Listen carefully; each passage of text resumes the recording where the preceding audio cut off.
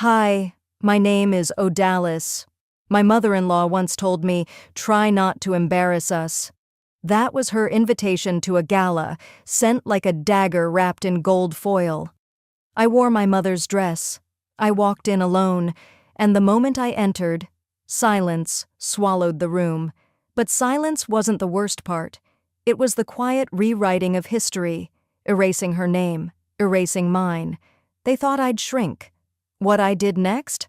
They'll never forget. Before we dive in, tell me, have you ever been erased by your own family? I never expected to hear from Dahlia again, much less receive an invitation sealed in gold.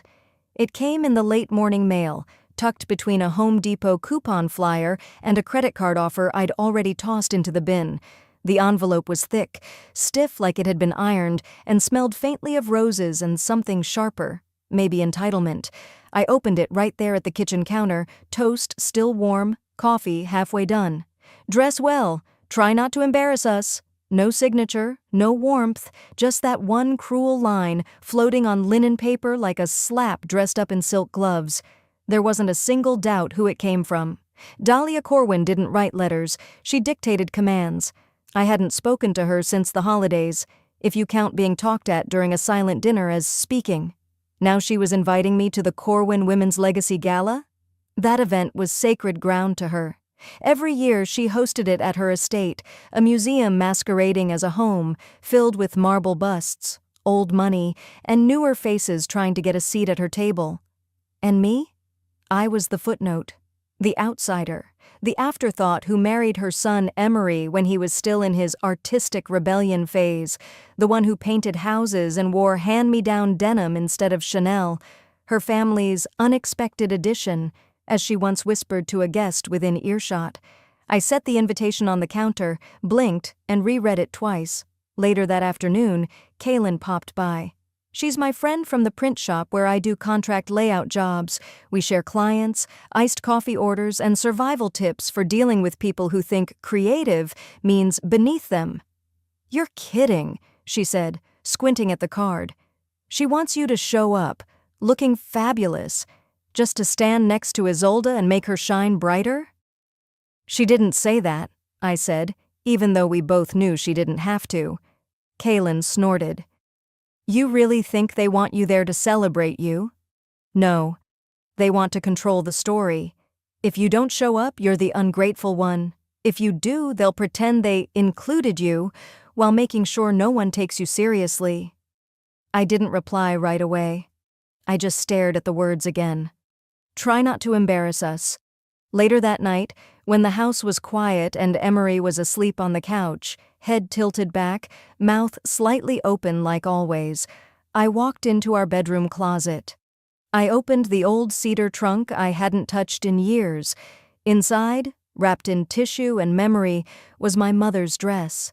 Ivory satin, high neckline, pearl beading along the sleeves. She wore it once, the night she performed with the Savannah Symphony as a guest pianist. She looked like music that night.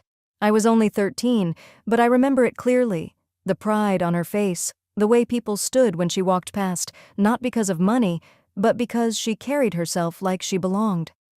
I held the dress against my body in the mirror. It still fit. If I go, I whispered, I go as who I am, not who they want me to be.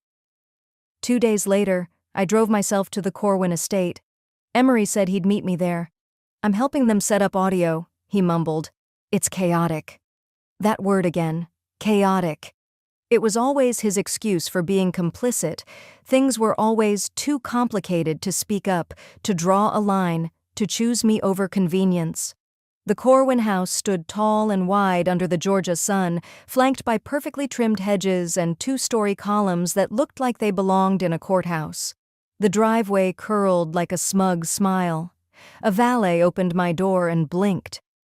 Are you with the event staff? No, I replied, stepping out slowly, smoothing the front of my dress. I'm on the guest list. He nodded awkwardly and took the keys like he still wasn't sure. Inside, the gala was already in full swing.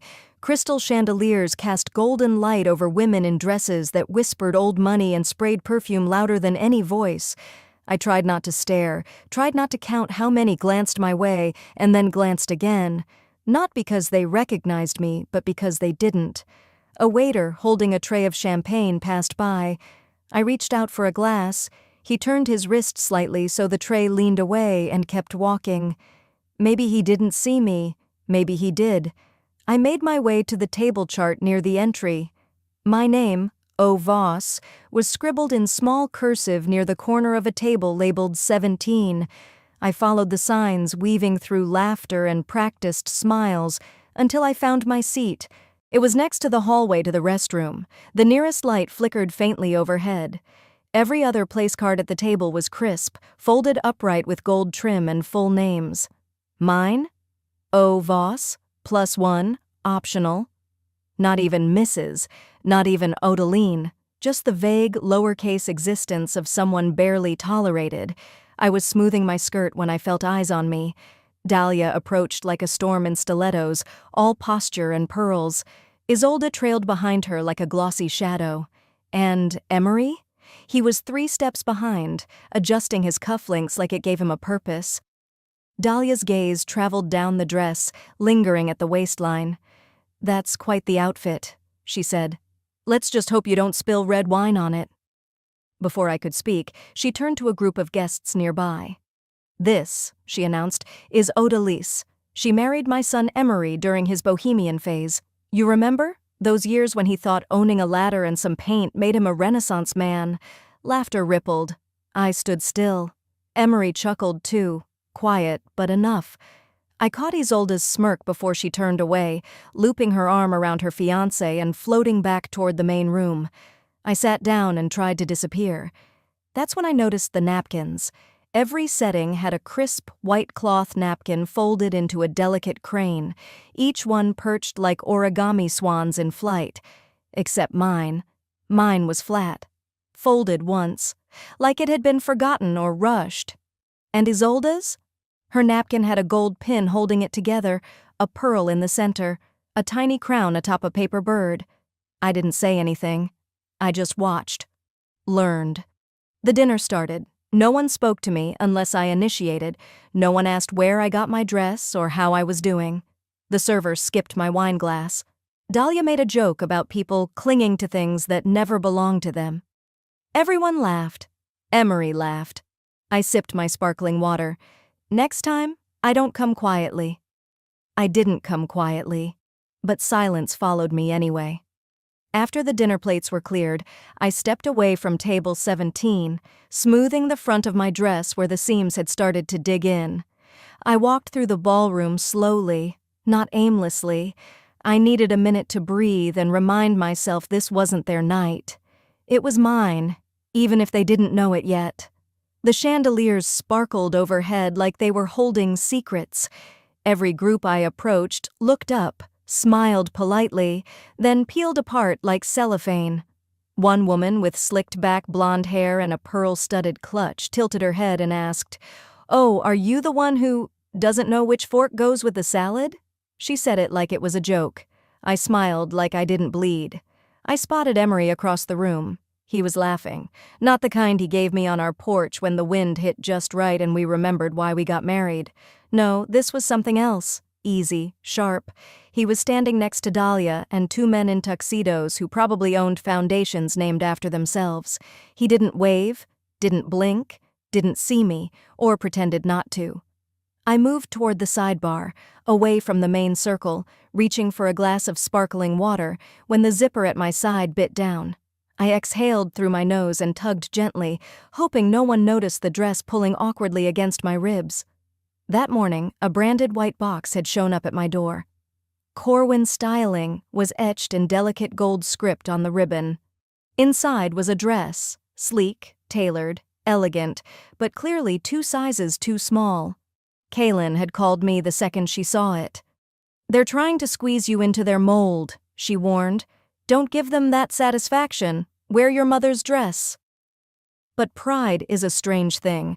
I had stared at that new dress in the mirror, sucking in my stomach, feeling the fabric pull at my hips, my chest, my breath, and I thought, I can make it work. For one night, I can carry this weight. Now, under the chandelier's glare, I realized it wasn't weight. It was constraint. Dahlia was watching from the corner, her arms folded across her chest. She saw me wince. And I swear, she smiled. I turned toward the back of the ballroom. That's where they gathered. Dahlia's circle. Not guests, not women who needed networking opportunities or evening gowns on layaway. These were legacy holders, daughters of senators, wives of judges, women who wrote the bylaws and married into the bylaws at the same time. Isolde stood at the center, one hand on her hip like she owned the wallpaper. Her whisper to Dahlia wasn't subtle, and Dahlia's response wasn't meant to be. "Well," she said, just loud enough, "at least she knows how to show up. Let's see if she knows when to leave." Their laughter didn't sting me, not because it didn't land, but because I'd grown used to the sound of people dressing up cruelty in silk. I walked past them to refill my water. Their laughter stopped, like someone hit a dimmer switch. A woman with frosted lips leaned toward her neighbor and said, "She married up, but not in." It was meant to be clever. Instead, it was clarifying. I didn't stop, didn't even blink. But I logged it, every glance, every word, every pinched smile they thought I couldn't interpret. The way they made room without ever opening space. Soon after, the lights dimmed, and a video began to play on the projector screen near the stage. A polished 10-minute montage, 2 decades of Corwin Women's Legacy galas. There was Dahlia shaking hands with city officials, Isolde receiving a community award, charity events, college acceptances, grandmothers in pastel suits. I wasn't there, not once, not even in the background, blurry and out of frame. But what caught me most, what lodged in my throat, was a photo of Emery and his ex-fiancé, smiling on the steps of Dahlia's garden. Underneath it, in gold script, "Legacy in Progress." I gripped the napkin in my lap. It tore like paper in my hand. No one looked at me. No one said a word. The server returned, this time with a tray of champagne. For a second I almost declined, but something in me shifted. He offered me a glass that looked off. Not just the label, although it was a brand I didn't recognize, but the weight of the server's glance, the way his hands didn't tremble for the other guests. I took the glass and smiled. Dahlia met my eyes from across the room. I didn't drink it. Instead, I set it on the edge of my table and rose. Isolde had stepped away, chatting with an intern from the museum board. Her glass, identical in shape, different in label, sat beside her place card. I switched them, slowly, quietly, not to harm her, not even to frighten her, but to let Dahlia know, "I see what you're doing. I see how you train people to behave, how you test obedience in small, silent ways, and I don't follow your rules anymore." Isolde didn't notice. She took a sip 10 minutes later and laughed at something Dahlia said about new money and poor posture. I stepped out to the balcony for air. The doors were heavy, framed in glass so thick it dimmed the sound of the music behind me. Outside, it was still, a little cold. I placed my hands on the railing, feeling the moisture in the iron. The silk of the dress clung to my ribs where the zipper had fought me. I reached up and tugged at the neckline, just a little, giving myself room to breathe.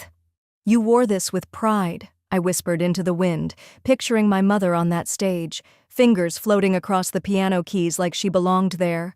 I looked back at the ballroom through the glass. People laughing, toasting, moving like actors in a play where the script never changed. "You belonged there," I whispered again. "Maybe I still do." I didn't step back into the ballroom right away.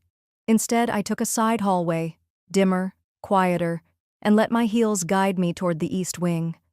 The buzz of glasses clinking and laughter echoing behind me faded into a low hum. This part of the house wasn't meant for guests, not the kind like me anyway. The carpet here was thicker, the sconces warmer. The silence felt chosen. I turned a corner and found myself in a long vaulted gallery. Family portraits lined the walls, perfectly lit, like they'd always been waiting to be admired. Each face stared back with the confidence of legacy. Henry Corwin in a gray three-piece suit, Dahlia in her 20s with eyes that already knew how to calculate a room, Isolde mid-recital in a white gown with too many ruffles and too little humility. All of them smiling like the world owed them space, but I wasn't looking for them. I moved slowly, scanning each frame like I was hoping for a glitch in the curation. My mother should have been there. Even if just once, tucked at the end of a row, her smile slightly off-center, her name printed in small gold foil. Isabella Voss, musician, mother, believer. But the wall ended in silence. A man in a fitted black suit passed by, gallery staff probably.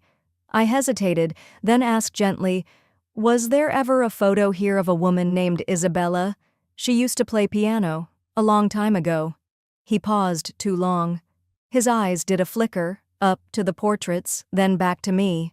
"No, ma'am," he said carefully, "not that I know of." I nodded, even though everything inside me wanted to say, "You do know. You just can't say. Or you've been told not to." I turned away and kept walking. But the gallery had already turned into a hallway in my mind, leading straight back to a funeral. It was a hot afternoon, sticky in that Savannah way. The lilies Dahlia brought wilted before the service ended. She didn't cry. She didn't speak. She just sat in the third row, hands folded, the same slight smile she wore tonight. Back then, I'd thought her silence was grief, that some people just didn't know how to mourn. Now I knew better. It wasn't grief, it was erasure. Back then, Emery had sat beside me, fingers laced through mine, steady. He whispered, "We'll honor her memory in everything we build." Tonight, he hadn't touched me once, and nothing we built bore her name. I drifted toward one of the long tables by the service bar, where guests had left empty glasses and used Gala programs. One was folded shut and half crumpled, but I opened it anyway, scanning pages of glossy print. "Corwin Women Through the Decades," the title read. Photos of Dahlia on charity boards, Isolde posing with city officials, Emery's grandmother at a garden party in the 60s, a young socialite framed by white roses and black pearls. No Isabella, no Odalis. But then, near the back, a page titled Musical Guests and Supporters. A single photo, a group of women seated around a piano, their expressions mid-laugh.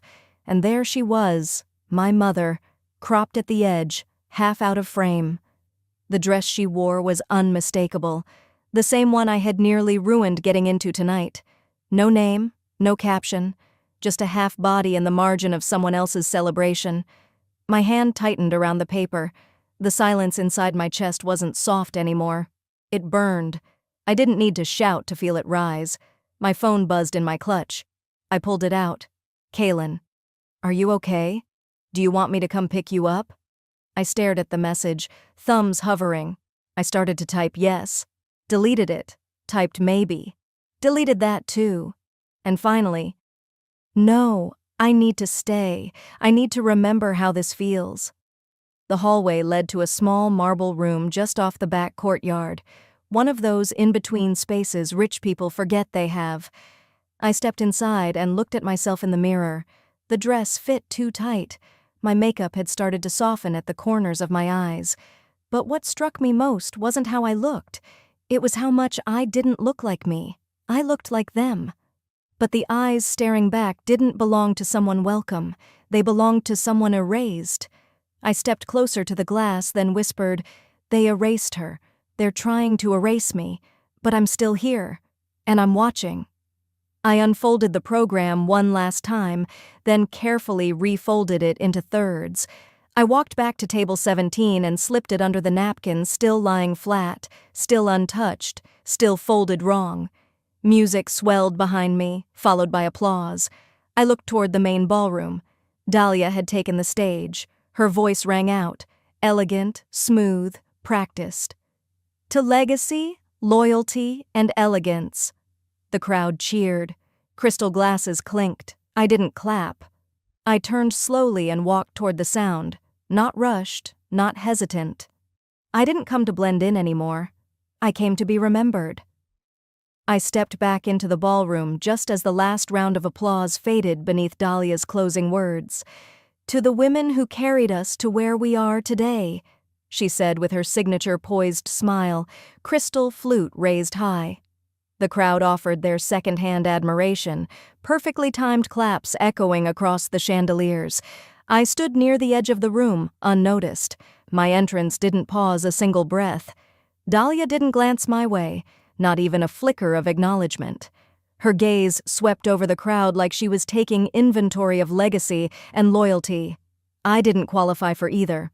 A passing server brushed too close, jostling my arm. My water sloshed near the rim. No apology, just a mechanical pivot and gone. I could have returned to my table, the one by the hallway and the restroom signs, but something inside me leaned left instead, toward the sound of faint music threading through the adjacent corridor. It wasn't part of the main event. The rhythm was too tender, too intentional. I followed it into a chamber room lined with velvet chairs and antique portraits. There, in the corner, a young woman played a baby grand softly, just warming up. The notes hummed gently, like someone humming to themselves at dawn. The piano gleamed under the soft lights. But it wasn't the shine that caught me. It was the shape of the frame, the crack on the left edge of the keys, the familiar curve of the lid. My breath stilled. I stepped closer and read the brass nameplate near the bench. "Donated in memory of Eleanor Corwin." That was a lie. I opened the bench, barely breathing. Inside, folded neatly, was a faded recital program. The paper was creased, but intact. Isabella Voss, soloist, my mother.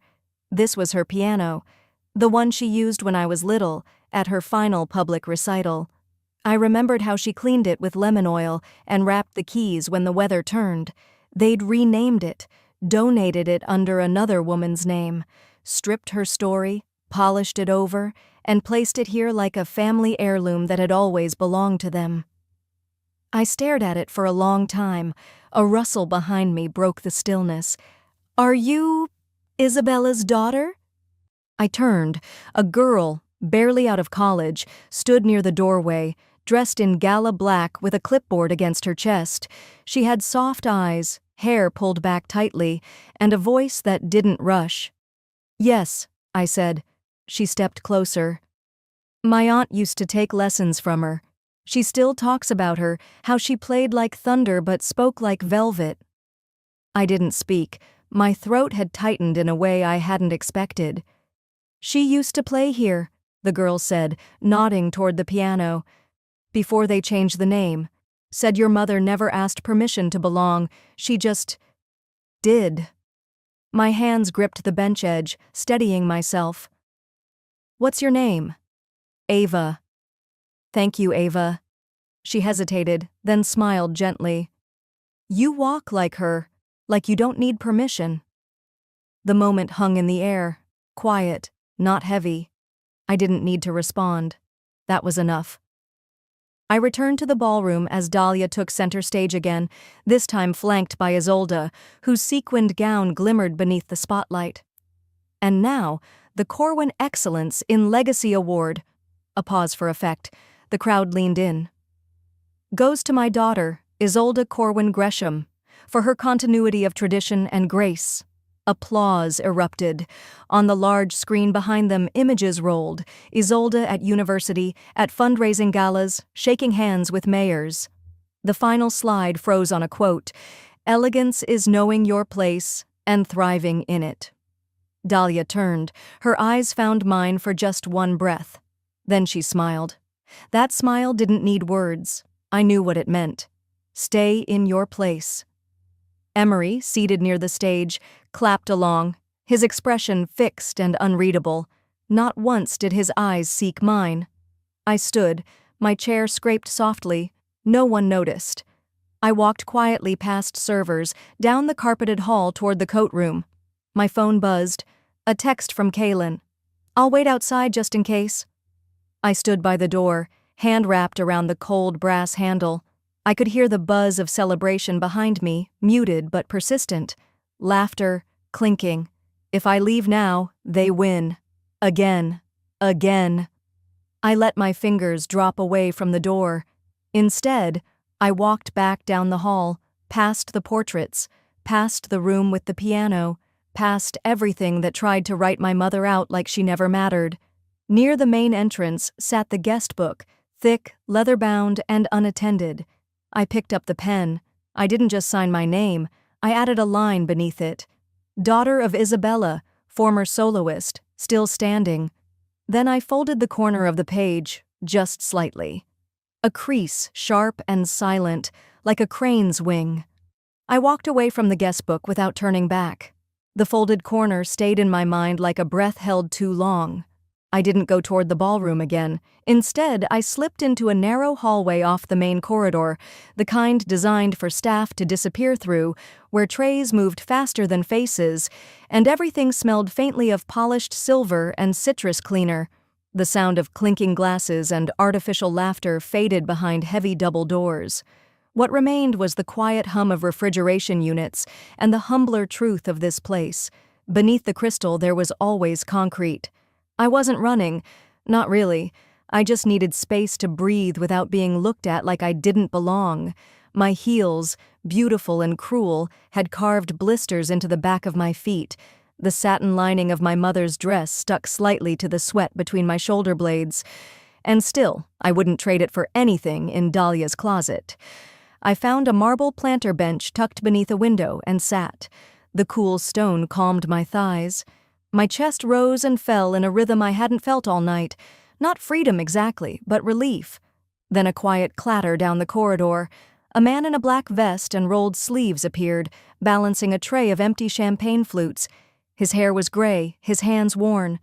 He slowed when he saw me. "You're Isabella's girl, aren't you?" he asked, his voice a low drawl softened by memory. I blinked, caught between disbelief and something tender. "Yes," I said, barely above a whisper. He set his tray on a nearby shelf. "She taught me voice, conservatory, Savannah School of Music, late 80s. A pause. "She was the only reason I got out of Georgia alive." He reached for his wallet, an old thing, cracked leather, more folded than flat. From it, he slid a photo. Small, creased, a woman caught mid-laugh on a stage, hair swept back, a glimmer of spotlight just kissing her cheek. "That's your mom." I nodded, but the tears came anyway. "She told me once," he said, watching me. "You don't beg for a place at the table. You sing so well they build a new one." His words hit harder than any insult Dahlia had whispered all night. Not because they were loud, but because they remembered. No one inside that ballroom remembered. But this man did. I thanked him, not with words. I don't think I had them, but with a look I hope said enough. He nodded once, picked up his tray, disappeared as quietly as he'd come. I stood slowly, pressing a palm to the wall as I stepped back into the dim hallway. My breath caught, not from emotion but from everything all at once. Every year of being the one who was lucky to be included. Every look that asked who invited me. Every silence that wasn't neutral but surgical. I leaned my head back against the wall. My fingers reached for my phone, thumbed open a file I'd saved days ago. I hadn't planned to use it, not tonight, but I needed to hear it again. Kaylin had recorded it during a planning meeting she wasn't supposed to be in. Dahlia's voice played clean and cool through my speaker. "She's not one of us, but let her come. Every story needs a character we all rise above." I let the phone go dark, slid it into my clutch. My hand didn't shake. Instead, there was a kind of quiet stillness. Not numbness, not rage, just still. My phone buzzed again. "Kaylin. Seriously, I can come get you. You shouldn't do this to yourself." I stared at the screen for a long moment, then typed back, "I need to see it through." And before I hit send, I added, "Not for them. For me." I stood, smoothed my dress down, pausing over a tiny snag near the waist, probably from brushing past one of those limestone columns on the way in. Back in the ballroom, the lights had shifted. Another toast was underway. I heard the clink of forks on glass, the polite silence that followed. But I wasn't going back to be seen. I was going back to look. I slipped in quietly, staying near the edges, watching. Everything Dahlia did tonight was a performance, every gesture rehearsed, every compliment calculated. But now, I was watching through a new lens. The tables weren't random, they were status-coded, placement mattered. The photos in the slideshow weren't chosen by accident, they were curated to create hierarchy. Every whisper, every inside joke, every mispronounced name, it was all part of the same script. And for years, I'd thought the solution was to memorize my lines better. But my mother hadn't taught me to perform. She'd taught me to listen, to read a room, to know when a solo was really a challenge disguised as opportunity. I stood near a wall sconce and scanned the room like a director before opening night. These people had underestimated me. They had practiced their parts well, but they'd forgotten that every stage needs lighting. And tonight, I saw everything. The applause had barely faded when I stepped back into the ballroom.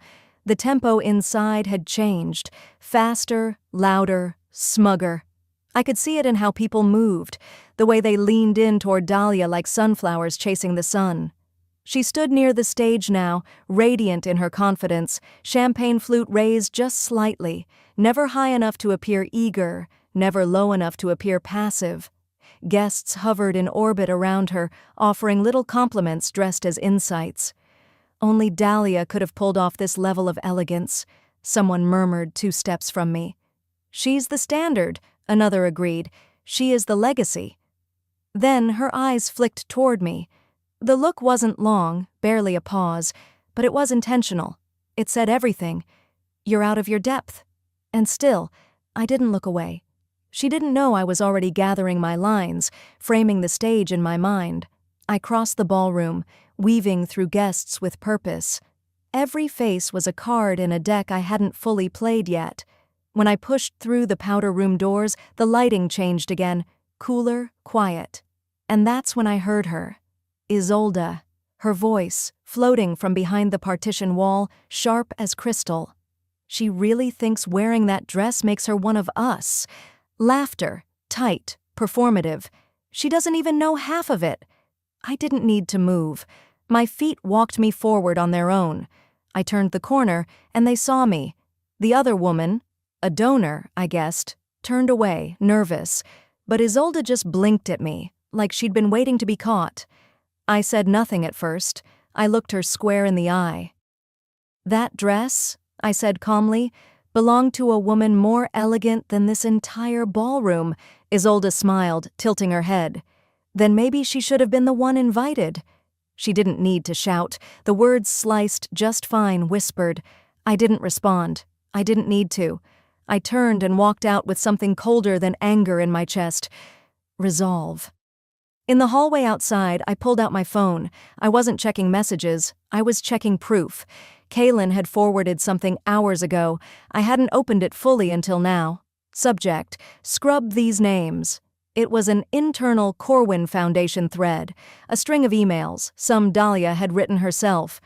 Remove Odalis from all promotional material, not aligned with the image we're cultivating. There were attachments. PDF copies of marked-up Gala programs with red lines through my name, through my mother's name.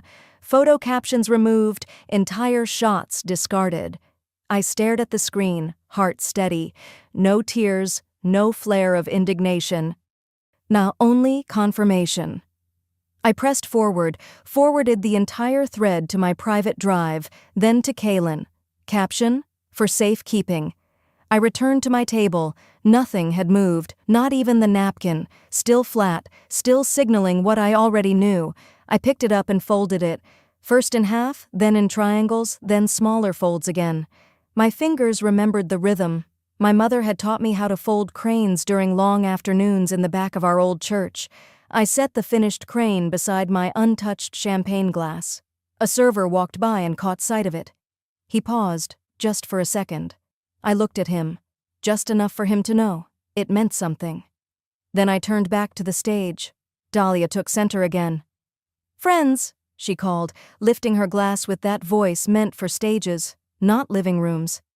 "Tonight, we toast not only to the women who built the past, but to those who will carry our legacy into the future." Applause rippled through the room like the tide. "To the future of the Corwin legacy," she declared. Flashes went off, glasses raised, laughter chimed like polished bells. I didn't move. I watched Emery across the room. He clapped, but his eyes, this time, were scanning for me. He found me. And for the first time that night, he looked unsure. Dahlia's smile grew tighter. She lifted her glass again. "And to those who know their place, may they always find peace in it." I smiled. She didn't know it yet, but her place was about to change.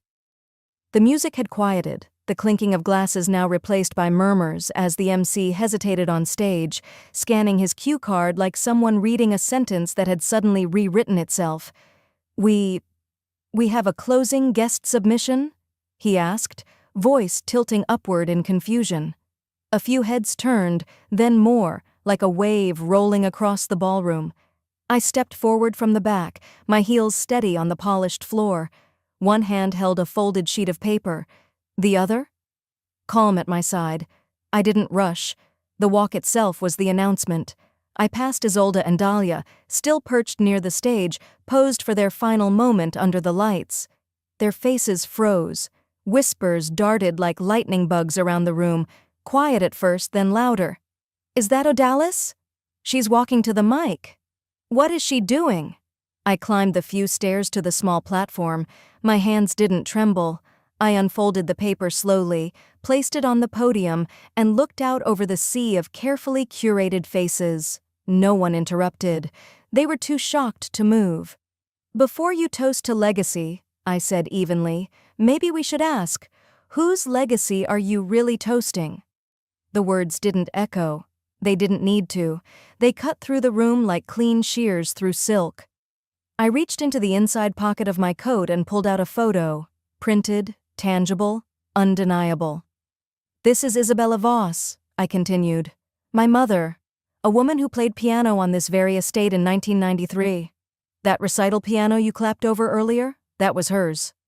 I turned and gestured toward the projection screen behind me. Kaylin, standing at the rear media booth, tapped her phone. The screen flickered to life. First, the old recital program. The name Isabella Voss, soloist, had been blacked out in the archived image, an edit so deliberate it felt personal. A few people gasped. Some leaned forward. Then another image. A snapshot of my mother in a long cream-colored dress seated at that same baby grand piano, mid-performance. The backdrop was unmistakable, the Corwin Estates Conservatory. Murmurs surged louder. Then the video played, Dahlia's voice, recorded from that planning meeting. "Let her come," she said dismissively.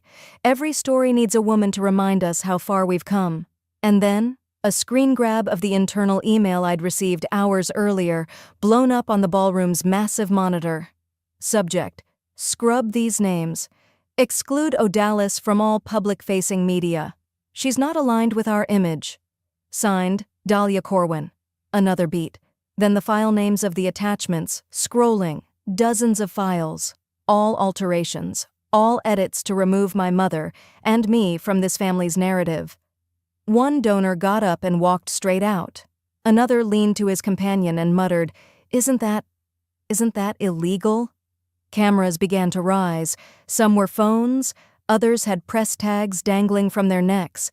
A journalist in the back began filming, his face unreadable, his lens very focused. Emery stood frozen in place. His hand, which had been resting casually on the back of Isolde's chair, dropped. He didn't say a word, but his eyes had gone pale, as if something inside had gone cold. Dahlia stood from her table and strode forward, her voice calm but visibly tight. "You've misunderstood," she said, stepping onto the edge of the stage.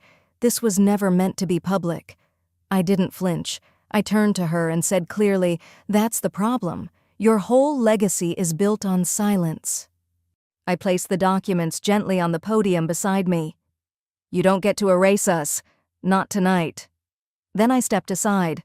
The ballroom didn't erupt. It fractured. Some guests applauded quietly. Some stood up and shuffled toward the exits. Others sat stunned, processing. Someone near the back whispered loudly, "She really said it," out loud.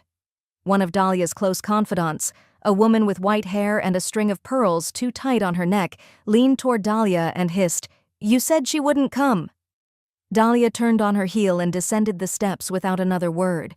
Isolde followed, but not before stopping at the foot of the stage. Her eyes were sharp, dangerous. "This isn't over," she said low enough only I could hear. I didn't back down. I looked her straight in the eye. "No," I said, "it's just beginning." I descended the steps, the click of my heels the only sound for a breath.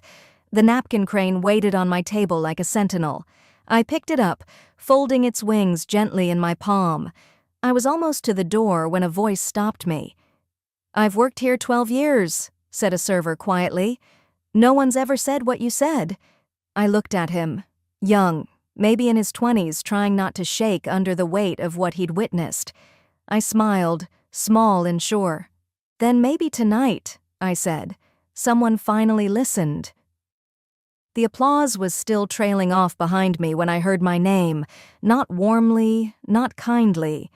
A man in a tailored suit tapped my shoulder and, with the kind of tone used for delivering subpoenas or bad news, said, "Mrs. Corwin requests a private word, immediately." I followed without question. Down a polished corridor, through a narrow door flanked by oil portraits, I was led into a small marble chamber that smelled of eucalyptus and cold stone. Dahlia was already there, arms crossed, one heel angled like a blade. Emery stood a pace behind her, eyes unreadable. Beside them sat a third man in a charcoal suit, no introduction needed. The attorney. Dahlia didn't waste time. "You humiliated the family in front of every donor, board member, and journalist in the state?" I met her stare. "I told the truth." "That wasn't truth," she snapped. "It was spectacle. You've cost us everything. There will be consequences." Emery spoke next, as if his voice had just come back to him. "You didn't have to do this. You could have just stayed quiet." That's when I pulled the printed copy of her email from my clutch, creased but still legible. "Staying quiet," I said, placing it neatly on the table between us, "is how you erased my mother." Dahlia's lips tightened. "You've made this personal." "It always was." Her attorney cleared his throat, clearly uncomfortable. "Mrs. Corwin is prepared to pursue legal action for defamation?" I leaned forward just enough. "Please, sue me. Let's go to court. Let's put it all on the record. I'm counting on it." The lawyer looked away. We both knew she wouldn't risk discovery. Not now. Not when the media already had enough blood in the water. I turned and left before they could say anything else. The moment I stepped back into the corridor, Emery followed. "Odalis," he called. I stopped but didn't turn around. "You humiliated my mother," he said quietly. "How do you think this ends?" I turned to face him, not angry, just done. "I didn't humiliate her," I said. "I revealed her. There's a difference. You just never expected I'd figure out how." He blinked, as if the thought had never occurred to him. And for a beat, I waited, just long enough to feel the ghost of an old hope, that he'd say something, that he'd finally choose me. But he didn't. So I whispered, "It ends with you watching me walk away." And I did. Out the side entrance, past the manicured hedges and stone lion statues, the air buzzed with voices and flashes. The front lawn of the Corwin estate had become a press pit. Cameras swiveled. Microphones reached like arms. Kaylin's video had done its job. "Miss Voss," one reporter called, "were you the woman in the video?" Another leaned forward. "Is it true your mother's name was removed from the Corwin archive?" I stood still for a breath, letting the whirlwind spin around me. Then I answered, loud and calm. "My mother was a soloist here.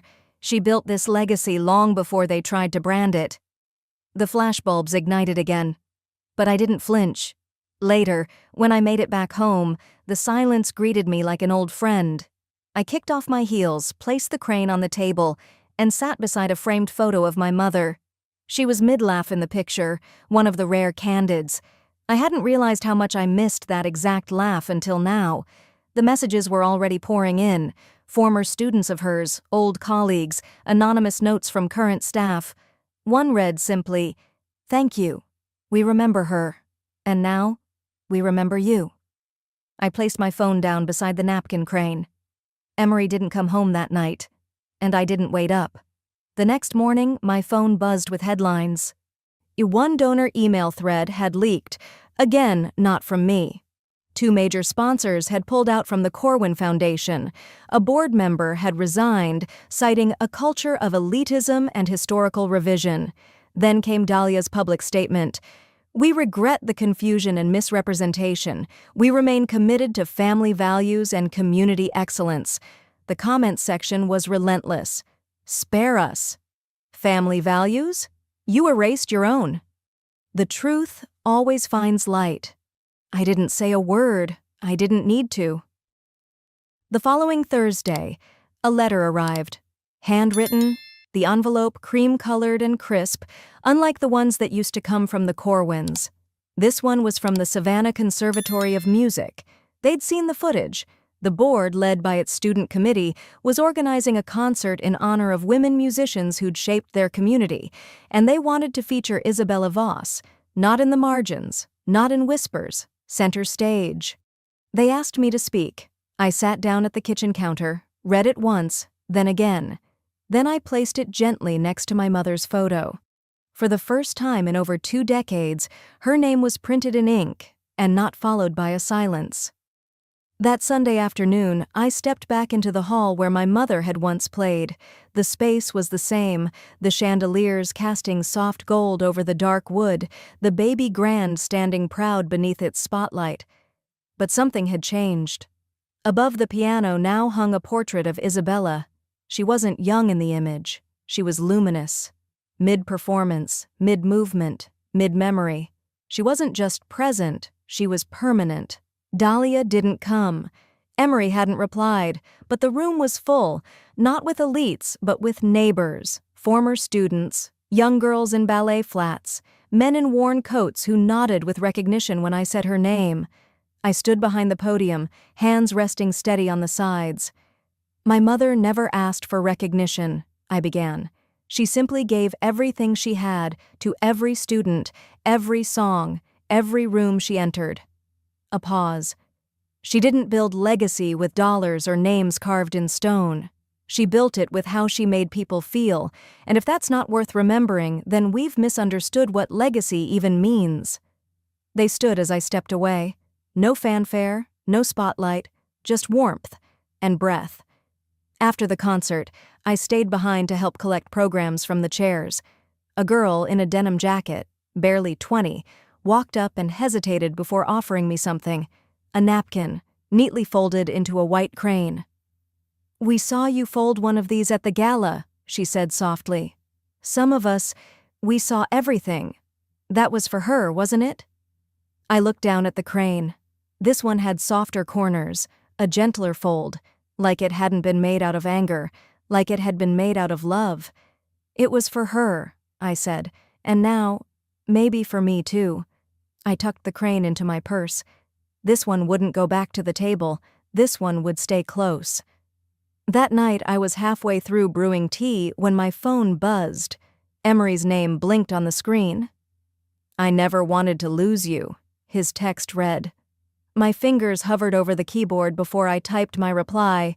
"You never tried to keep me." I didn't block him, but I didn't write again either. Some ties don't need to be cut. They just stop pulling. The next morning, with the jasmine air still clinging to the porch, I stepped outside to the garden. The soil was soft from last night's rain, and the small white jasmine vine I had bought from the nursery waited patiently by the wooden bench. Mom had loved jasmine. She used to say the smell made her think of beginnings. I knelt and planted it carefully, brushing dirt from my hands as I pressed it into the ground. No monument, no plaque, just roots and petals. Inside, on the desk where I kept my laptop and a stack of program drafts, I placed the folded white crane in a simple glass frame. It stood beside a flyer, just a draft, of a new music initiative I was building. A free community program, open to all ages, named after her. The Corwins still had their buildings and banquets, their headlines, but I had something else. Some families build monuments. I built something living. Because dignity doesn't come from who invites you in, it comes from knowing when to stop knocking.